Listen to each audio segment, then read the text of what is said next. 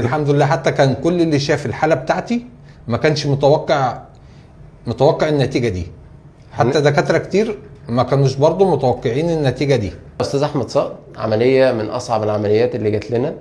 كان عنده قطع في الرباط الصليبي الامامي والخلفي والرباط الجانبي في الركبه، وكان عنده قطع في الغضروف الهلالي. الركبه كانت متدمره، بمعنى متدمره. عمليه طولت معانا، عمليه ما كانتش سهله. احنا كده بقالنا شهر بعد العمليه، 31 يوم بعد العملية. طيب.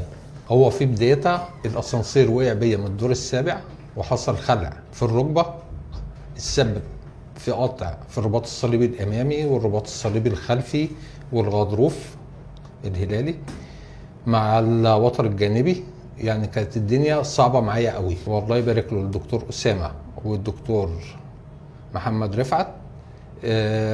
الاستقبال بتاعهم طمني كتير، والحمد لله فضل من عند ربنا وربنا يبارك فيهم. وصلت لمرحلة الحمد لله أنا ما كنتش متوقعها في الفترة دي. أنا ما كنتش متوقع إن حتى رجلي أقدر أحمل عليها أي حاجة. كانوا متابعين معايا على طول، وكان في كل وقت بيتصل عليهم، كانوا بيتابعوا معايا حتى لو الساعة 3 بالليل. وبأمانة أتمنى لهم إن هم يوصلوا أعلى المراتب، وربنا يبارك لهم في اللي هم بيعملوه. احنا كده بقالنا شهر. كده بقالنا شهر. الألم امتى بدأ يخف عندك؟ يعني بدأت امتى تقول أنا مش حاسس بألم؟ الألم بدأ بعد أول أسبوع من العملية، بدأ الألم يخف.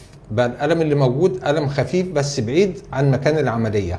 تمام. ممكن يكون من مكان مثلا الرباط أو الجبيرة اللي معمولة عشان الجو.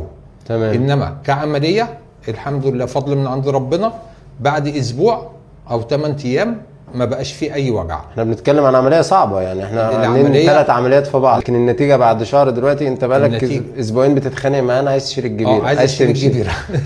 يعني قلبك جامد وبقيت عايز تمشي. لا الحمد لله. لا والله فضل من عند ربنا. الواحد فيه ده كرم من عند ربنا، ويرجع الفضل للدكتور أسامة والدكتور محمد. من قبل العملية مع أول اتصال كان في متابعة مع حضرتك. حتى بعد العملية كان في وجع جامد. انا خارج من المستشفى الساعه 6 الصبح، والدكتور اسامه كان طول الليل موجود معايا في العمليه، هو والدكتور محمد. اتصلت عليه الساعه 8، حضرتك رديت عليا وتابعت معايا لحد ما جبت المسكن والحاله استقرت. يعني دي من الصعبه ان دكتور طول يعني من الساعه 8 معايا في العمليه لحد الساعه 3 الفجر، واتصل عليه الساعه 8 الصبح يرد عليا ويتابع معايا لحد ما الوجع يروح. ربنا يبارك لهم في المتابعة اكتر من العملية كمان.